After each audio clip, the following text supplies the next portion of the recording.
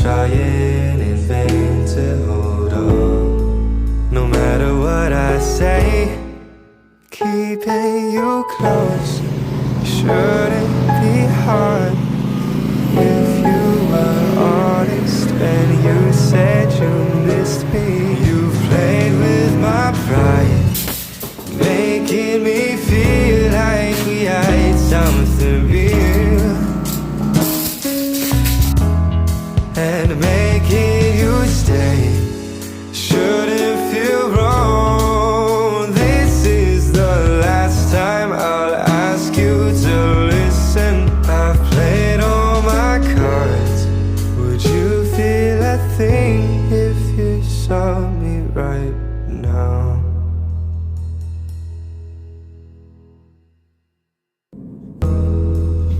I've been trying in vain to hold on. No matter what I say, keeping you close shouldn't be hard. If you were honest when you said you missed me, you've played with my pride, making me feel like we had something real, and making you stay shouldn't feel wrong. This is the last time I'll ask you to listen. I've played all my cards. Would you feel a thing if you saw me right now?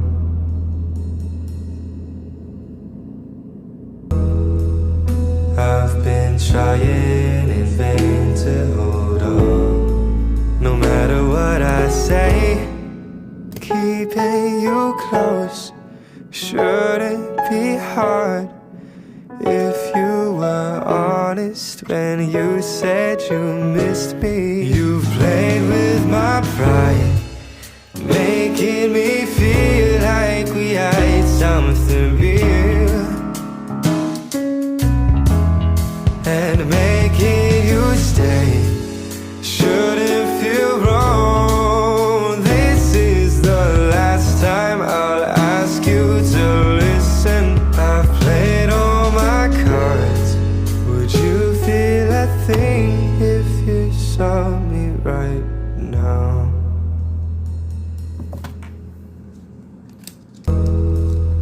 I've been trying in vain to hold on. No matter what I say, keeping you close shouldn't be hard. If you were honest when you said you missed me, you've played with my pride, making me feel like we had something real, and making you stay shouldn't feel wrong. This is the last time I'll ask you to listen. I've played all my cards. Would you feel a thing if you saw me right now? I've been trying in vain to hold on. No matter what I say, keeping you close shouldn't be hard. If you were honest when you said you missed me, you've played with my pride, making me feel like we had something real, and making you stay shouldn't feel wrong. This is the last time I'll ask you to listen. I've played all my cards. Would you feel a thing if you saw me right now? I've been trying in vain to hold on. No matter what I say, keeping you close shouldn't be hard. If you were honest Then you said you missed me. You played with my pride, making me feel like we had something real, and making you stay shouldn't feel wrong. This is the last time I'll ask you to listen. I've played all my cards. Okay, I'm gonna tell you a little bit about what I'm reading. So I had to go get my library card renewed.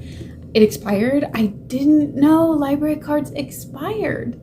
That's crazy to me. But anyway, so while I was there were people in line, and I didn't want to get in line. That just felt weird. I don't know why getting in line is a weird thing, but I wasn't going to. So I went and looked at books, and I found some books, and I checked those out while I was there. And then I drove all the way back to my college, so I need to finish them before the due date so I can go home and return them. So the one that I'm currently really reading, really into, is called Summer Hours at the Robbers Library.